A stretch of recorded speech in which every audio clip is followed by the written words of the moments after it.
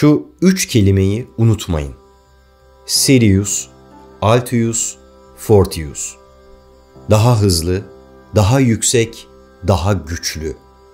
Bu 3 kavram insanlığın ilerleme arzusunu ne kadar da güzel anlatıyor, öyle değil mi?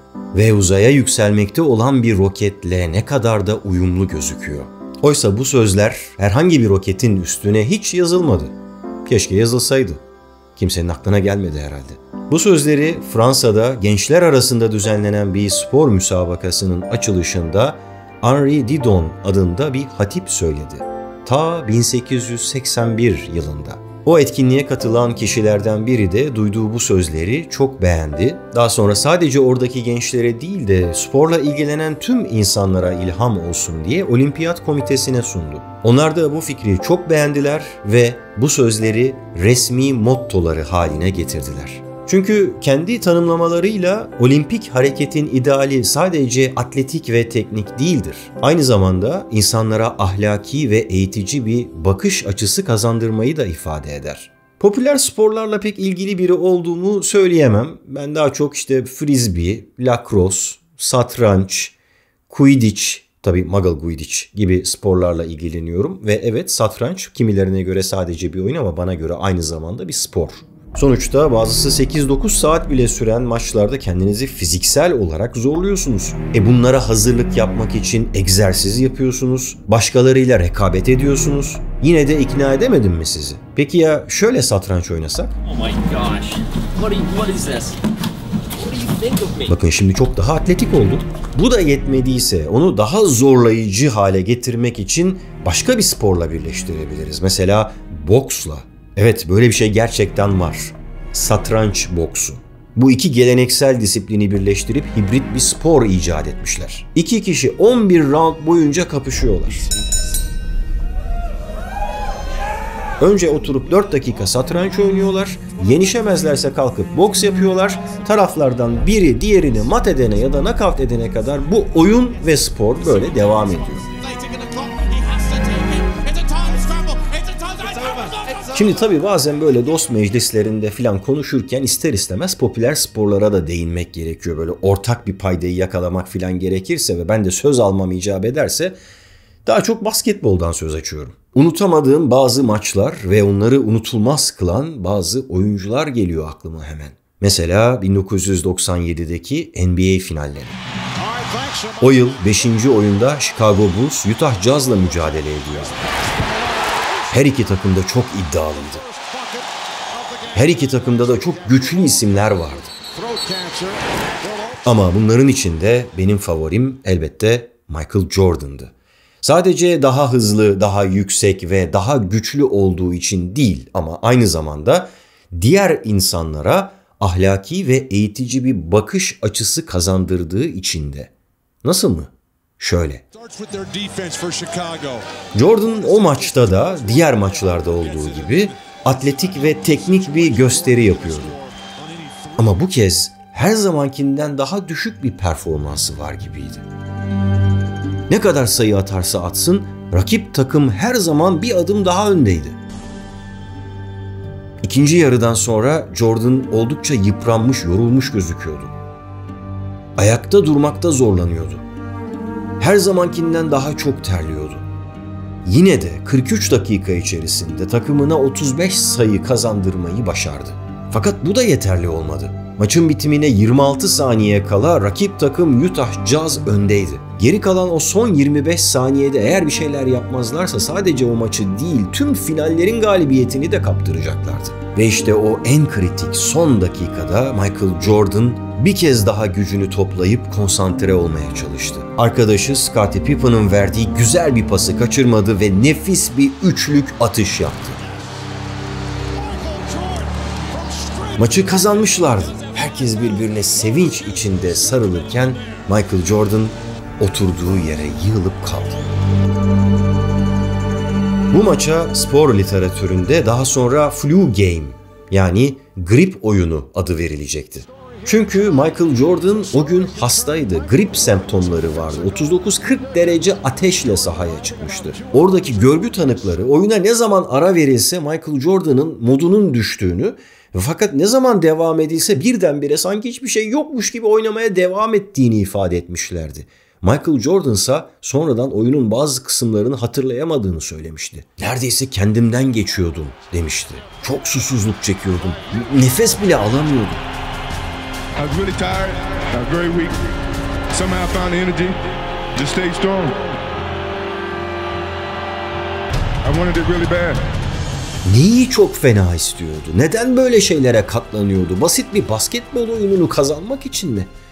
Hayır. Nasıl satranç sadece bir oyun değil, aynı zamanda bir sporsa, basketbolda sadece bir spor değil, aynı zamanda bir oyundur. Bir akıl oyunu. Jordan o gün vücudundan çok aklıyla oynamıştı. Karşısındaki rakiplerinden çok kendiyle mücadele etmişti. O yüzden o gün bir değil, 2 kez galip olmuştu. Hem zihnen hem bedenen. Hem zekasıyla hem de onun sağladığı bir çeviklikle. Tüm bunları yaparken biz izleyicilere bir de ahlaki ve eğitici bir ders vermişti. Çünkü o yaşadığı en zor koşullar altında bile kendi içinde bir olimpiyat meşalesi gibi yanan bir alev, bir ateş keşfetmişti. Onun gücüyle yer çekimine karşı mücadele veren bir roket gibi dimdik durabilmişti. No matter how sick I was, how tired I was, I felt an obligation to my team, to the Chicago, to go out, give that extra effort. İşte ait olduğu topluluğa karşı hissettiği bu sorumluluk duygusu o son 25 saniyede maçı kazanmasını sağlamıştı. Ve o 25 saniye 25 yıldır hala insanların dilinde. Sosyal medyada bugün bile bu tür zorluklara rağmen pes etmeyen insanların o anı hatırlayıp paylaşımlar yaptığını görebilirsiniz. Sonradan o gün gösterdiği semptomların gripten değil de gıda zehirlenmesinden olduğu ortaya çıktı ama o maçın da böylesine zor koşullar altında bile pes etmemenin adı da bir şekilde flu game olarak kaldı. Bu videoda böyle kusura bakmayın, sesimin biraz farklı olduğunu fark etmişsinizdir. Çünkü aslına bakarsanız ben de birkaç gündür bir flu game oynuyorum. 3 gün kadar önce çok daha kötüydü. Şu anda iyileşme evresindeyim. Ama 3 gün önce hani galaksimizin merkezindeki kara deliğin ilk görüntüleri açıklanacağı sırada epeyce bir kötü durumdaydım. Zaten o gün sizlere basın toplantısını canlı yayında aktarırken ve sonrasında hazırladığım videoda sesimin ne kadar farklı olduğunu sonradan izleyince ben de fark ettim. Ama yine de bir şekilde o anı sizlerle paylaşmak istedim. Böylesine zorluk yaşadığım anlarda zaten size de aynı şeyi tavsiye edeceğim. Hep aklıma bu Michael Jordan hikayesini getiririm. Flu game anekdotunu hatırlamaya çalışırım. Gerçi ben bir sporcu değilim ama bizler burada bir topluluğuz. Evet, ben Jordan'ın takım arkadaşlarına karşı hissettiği sorumluluk duygusuyla attığı üçlük sayıları atamam belki ama benzer duygularla kendimce çok önemli gördüğüm bir takım gelişmeleri, kendi heyecanımı sizlere ulaştırmak ve eğer yapabilirsem bazı konularda birazcık daha fazla farkındalık kazandırmak için çaba sarf edebilirim. Üçlük değil de ikilik bir çaba olur bu da.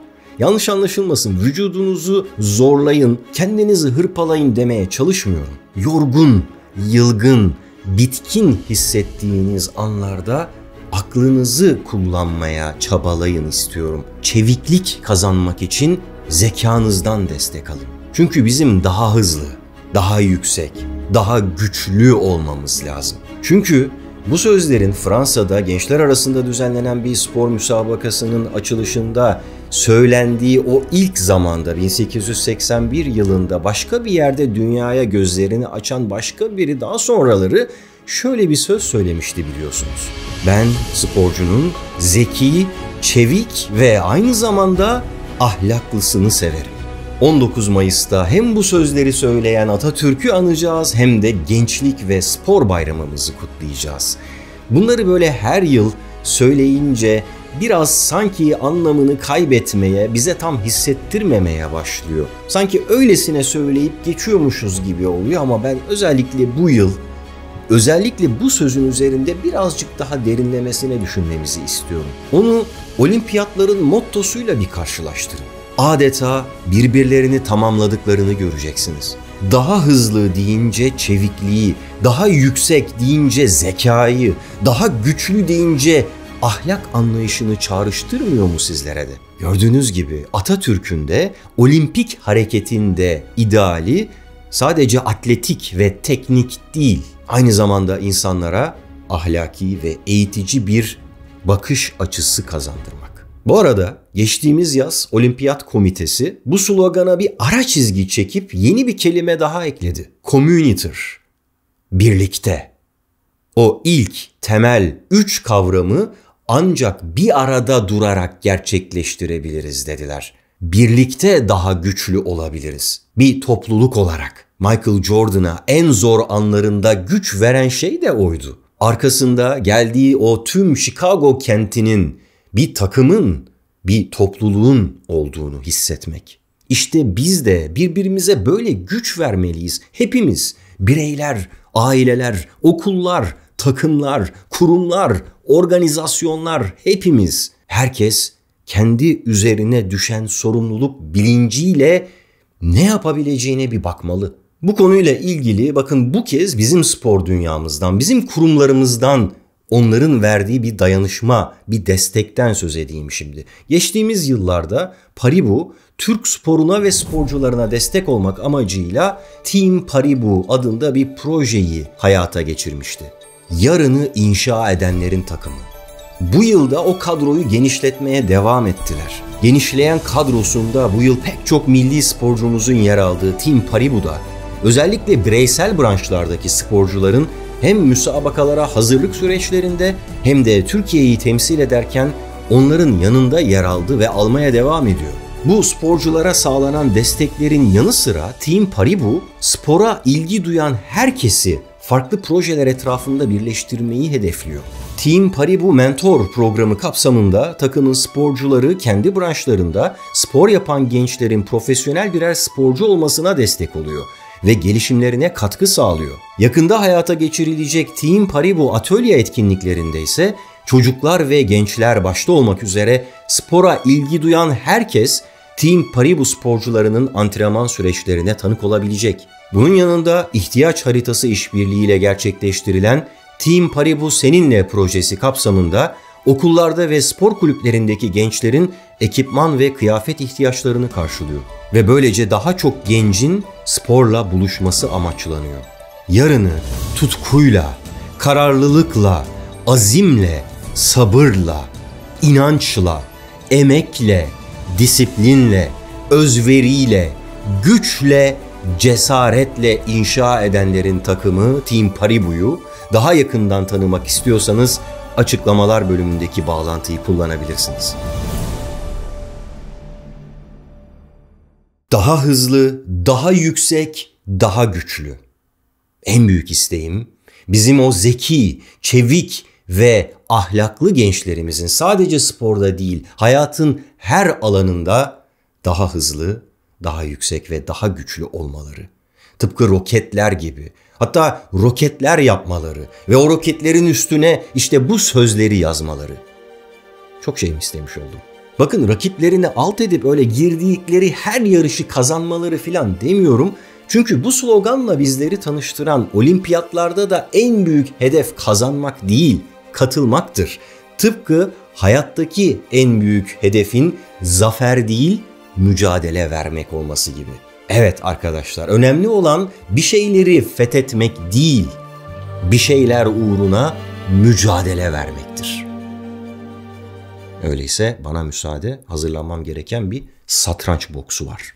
Ay, okay, let it be known. I'm working hard when I ain't on the phone. This ain't a home, this ain't a phone. Never stopping, I'm keeping it cold. Unlocking the door with the holy key. You're supposed to be this close to me, and hopefully you understand G.O.D. Maybe this cold and I'm talking like no degrees. This ain't a fluke.